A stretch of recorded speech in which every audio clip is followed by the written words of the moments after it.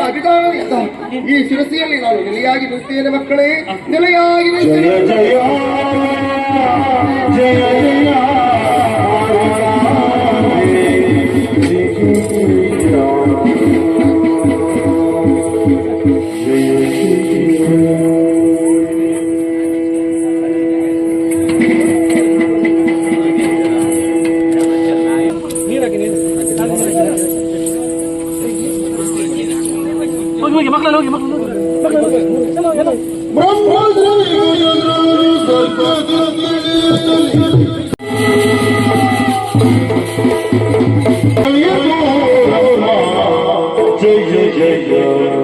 ಜಯ ಜಯ ಜಯ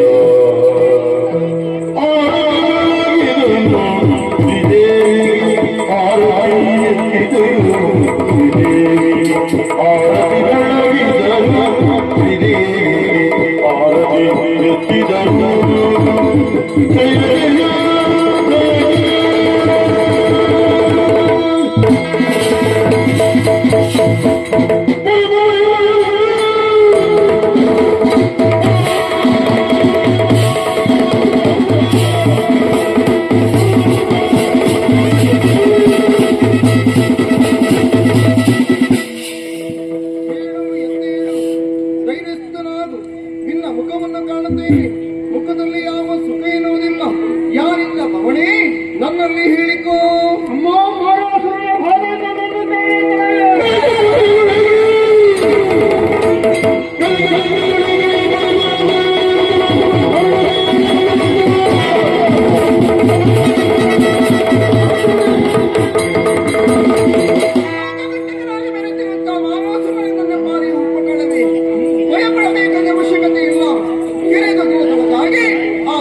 ನಾನು ಬರುತ್ತೇನೆ, ಧೈರ್ಯಸ್ಥರಾಗು.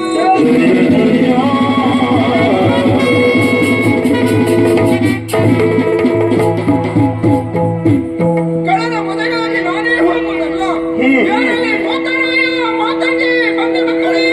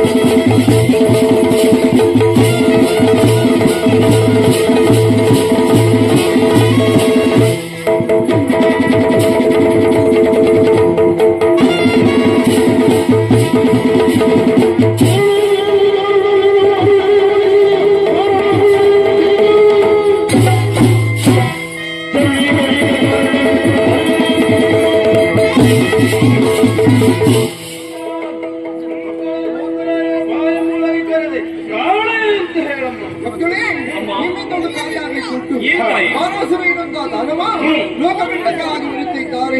ಅವರ ವಧೆಯನ್ನು ನಿಮ್ಮಿಂದ ಆಗಬೇಕು. ಹೋಗಿ ಬನ್ನಿ ಮಕ್ಕಳೇ.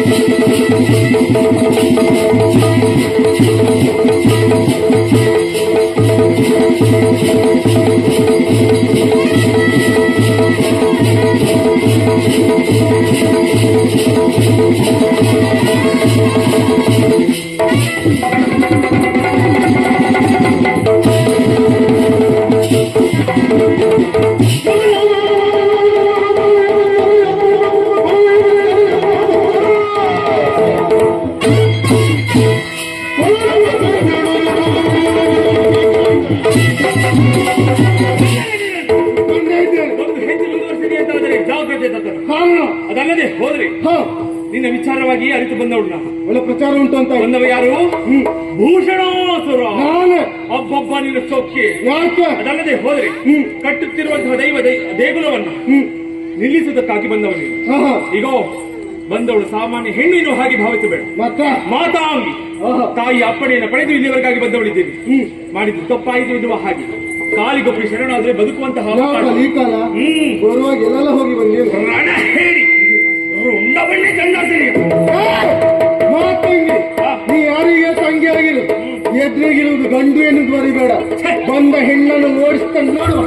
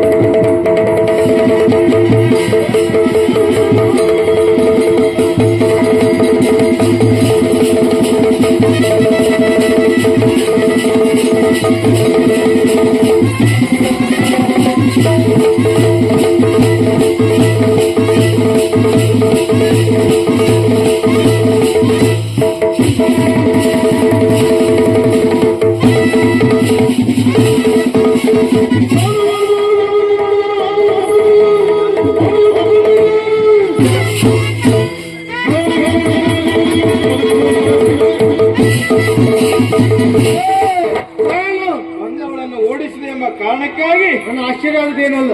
ಹುಡುಗಿ ಒಬ್ಬಳೇ ಬಂದಿದ್ದಾಳೆ ಇನ್ನು ಹಾಗೆ ತಿಳ್ಕೊಂಡೆ. ನೀನು ಹಾಗಲ್ಲ, ಹುಡುಗಿನ ಕರ್ಕೊಂಡೇ ಬಂದವ ಯಾರಂತ ಗೊತ್ತಿಂತ ನಿಮ್ಗೆ ಜೊತೆಲ್ಲ ತಿರುಗಾಟಲ್ಲ ಇಬ್ರದ್ದು. ಕಾರಣ ಉಂಟು, ಬೇರೆ ಸ್ಥಳ ಸಿಗ್ಲಿಲ್ವಾ? ನಿಮ್ಮಂತವ್ರು ಎಲ್ಲಿ ಬರ್ತಾರೆ ಆ ಸ್ಥಳವನ್ನು ಹುಡುಕಿಕೊಂಡು ಬರುವುದು ಆಗ್ಲಂತ. ಕಾರಣ ಏನು ಗೊತ್ತಾ? ಏನು? ಈಗಾಗಲೇ ಬಂದವಳು ಮಾತಾಂಗಿ ಹೌದಪ್ಪ ಗೊತ್ತಿದ್ದಾಳೆಂಬ ಕಾರಣಕ್ಕಾಗಿ ನೀವು ಹಿಗ್ಗುವುದು ಬೇಡ. ಮತ್ತೆ ನಾನು ಬಂದವನು ಭೂತರಾಯ. ಯಾವ ರಾಯ? ಭೂತರಾಯ. ಮುಜಾ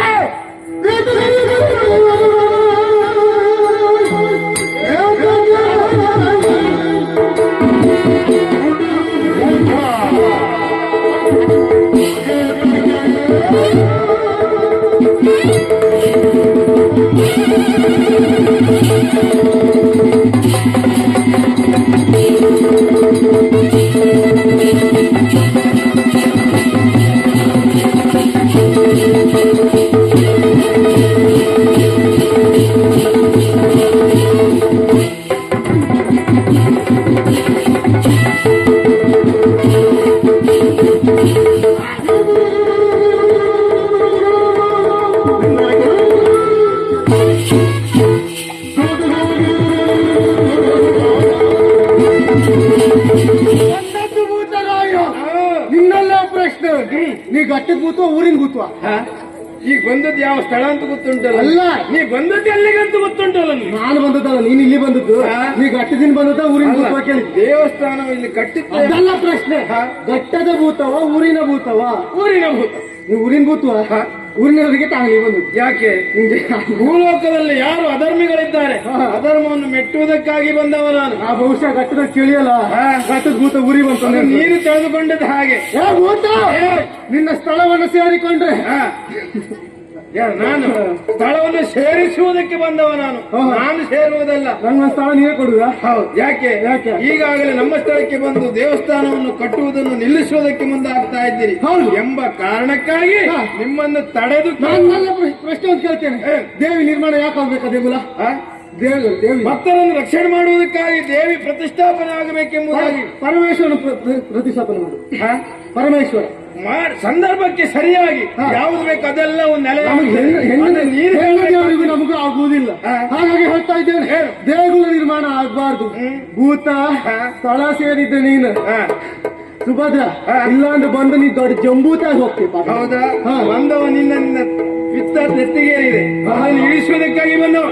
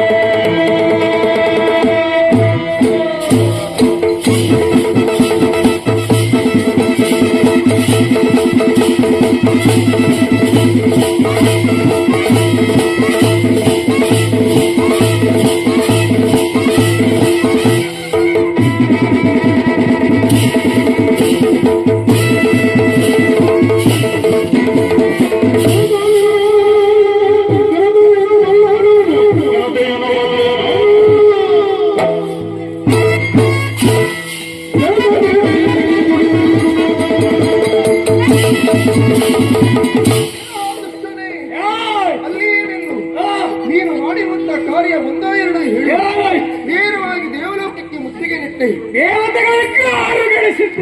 ಅಲ್ಲಿಗೆ ಮುಗಿಸುತ್ತೀಯೋ ಇಲ್ಲ ಬ್ರಾಹ್ಮಣರಿಗೆ ಹಿಂಸೆಯನ್ನು ಕೊಟ್ಟೆ ಗರ್ಭಿಣಿ ಸ್ತ್ರೀಯ ಗರ್ಭಪದನ ಮಾಡಿದೆ ಇನ್ನು ನಿನ್ನ ಉಳಿಗಾಲ ಇಲ್ಲ ಎನ್ನುವ ಮಾತ್ರಕ್ಕಾಗಿ ನಿನ್ನ ವಧೆಗಾಗಿ ಬಂದವಳು ಮಾಡಿರುವುದು ತಪ್ಪಾಯಿತು ಬದುಕುವುದಕ್ಕೆ ಅವಕಾಶ ಇಲ್ಲವಂತಾದ್ರೆ ಮಾಡುವಂತ ಸುರದಲ್ಲಿ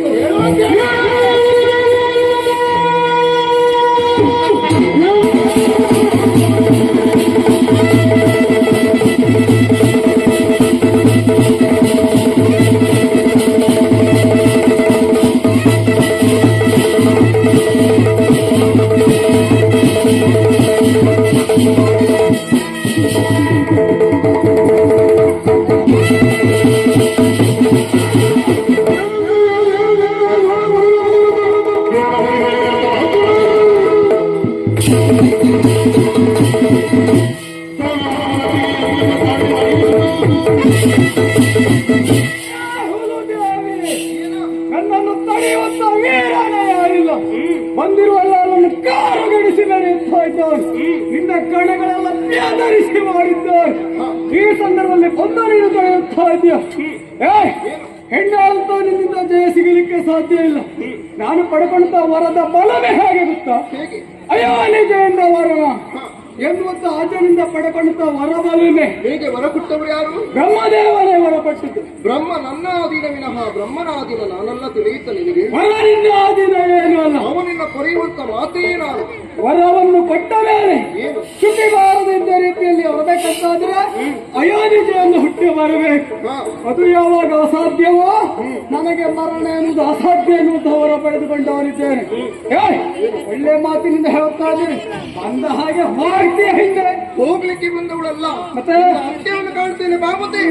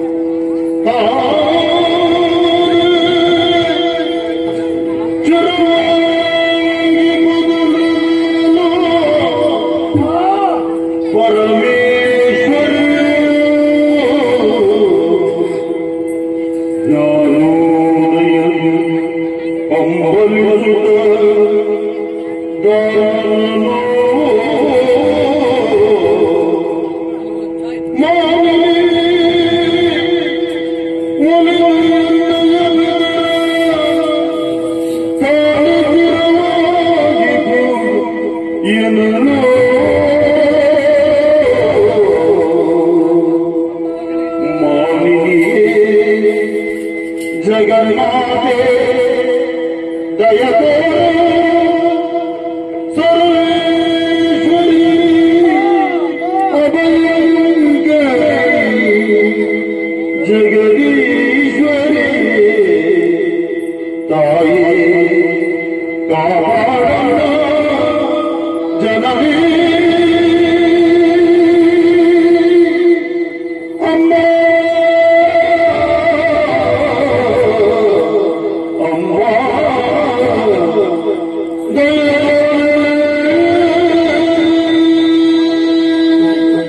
ಎಷ್ಟೋ ದಿನ ಕಳೆದು ಹೋಯಿತು. ಯುದ್ಧದಲ್ಲಿ ಸಾಲನ್ನು ಕಾಣುತ್ತಾ ಇದ್ದೇನೆ. ಇನ್ನುವಾಗ ಮಹಾದಿವ್ಯ ಶಕ್ತಿ ಇದೆ ಎನ್ನುವುದಕ್ಕಾಗಿ ಅನುಮಾನವೇ ಇಲ್ಲ. ಅಮ್ಮ ಅಮ್ಮ ಕ್ಷಮೆ ಅಪರಾಧವಾಗಿ ಹೋಯ್ತಾಯಿ. ನಿಮ್ಮದಾಗಿ ಮತ್ತು ಅರ್ಹತೆಯನ್ನು ತಿಳಿಯದೆ ಯುದ್ಧಕ್ಕಾಗಿ ನಿಂತೆ ಯುದ್ಧದಲ್ಲಿ ಸಾಲನ್ನು ಕಾಣುತ್ತಾ ಇದ್ದೇನೆ. ಅಮ್ಮ ನನ್ನನ್ನು ಹರಸಬೇಕಮ್ಮ.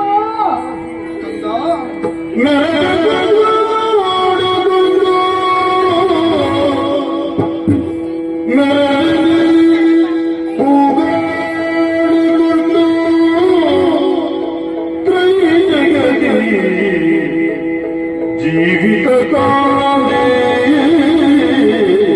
ಜೀವಿತದ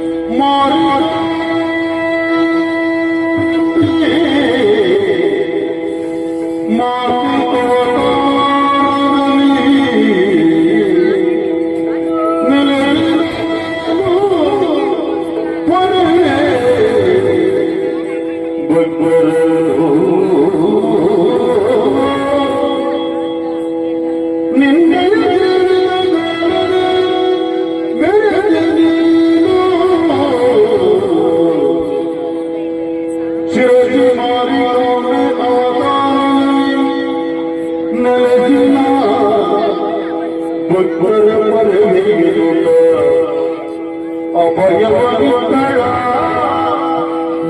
ಜಗಜನನಿ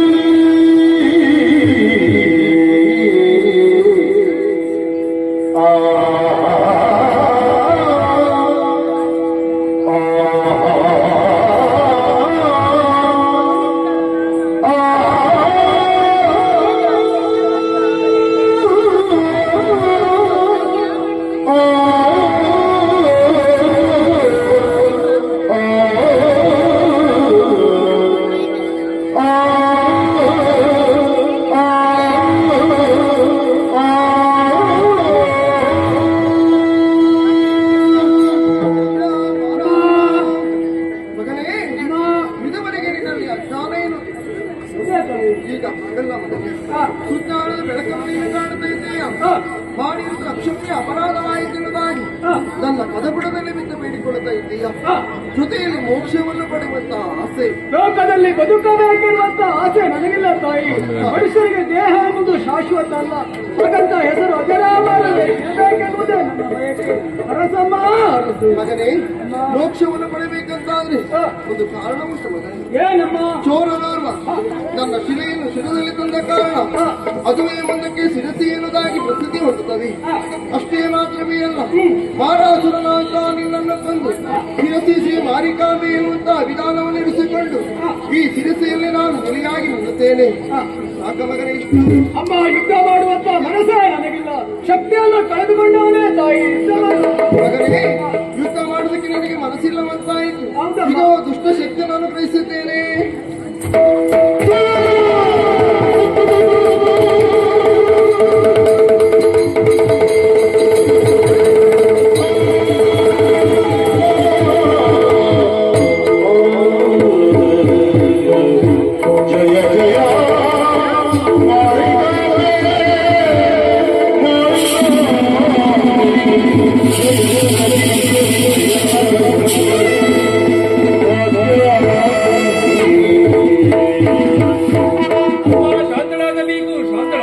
ಮಕ್ಕಳೇ ಅಮ್ಮ ನೋಡುತ್ತೀರಾ, ಲೋಕಪಿಂಟಕರಾಗಿ ಬೆರೆತಿರುವಂತಹ ಮಾರಾಸುರನ ಸಂಹಾರ ಎನ್ನುವುದಾಯಿತು.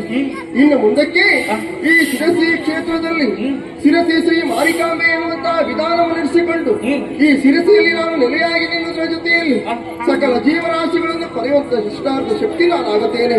ಅಷ್ಟೇ ಮಾತ್ರವೇ ಅಲ್ಲ, ಇಲ್ಲಿನ ಅರಸನಿಗೆ ಒಂದು ನೀತಿಯ ಮಾತುಂಟು. ಶ್ರದ್ಧೆ ಭಕ್ತಿಯಿಂದ ಈ ರಾಜ್ಯವನ್ನು ನೀನು ಆಳಿಕೊಂಡು ಬಂದೆಯಂತಾದ್ರೆ ಇಲ್ಲಿ ಅನೇಕ ದೇವರುಗಳಿದ್ದಾವೆ, ಅವರಿಗೆಲ್ಲ ಒಂದು ಗುಡಿ ಗೋಪುರವನ್ನು ನಿರ್ಮಾಣವಾಗಬೇಕು. ಅಷ್ಟೇ ಮಾತ್ರವೇ ಅಲ್ಲ, ಅವರ ನಿತ್ಯ ಪೂಜೆಗೆ ಬ್ರಾಹ್ಮಣರನ್ನೇ ನೇಮಿಸಬೇಕು. ಇಷ್ಟು ಮಾಡಿದೆ ಅಂತಾದ್ರೆ ಇವನ ಮನದ ದೇವತೆಯಾಗಿ ಶಿರಸಿ ಶ್ರೀ ಮಾರಿಕಾಂಬೆ ಎನ್ನುವಂತ ಅಭಿಧಾನದಿಂದ ಈ ಶಿರಸಿಯಲ್ಲಿ ನಾನು ನೆಲೆಯಾಗಿ ನಿಲ್ತೇನೆ. ಮಕ್ಕಳೇ, ನೆಲೆಯಾಗಿ ಜಯ ನಿಲ್ತೇನೆ. ಜಯ ಜಯ ಜಯ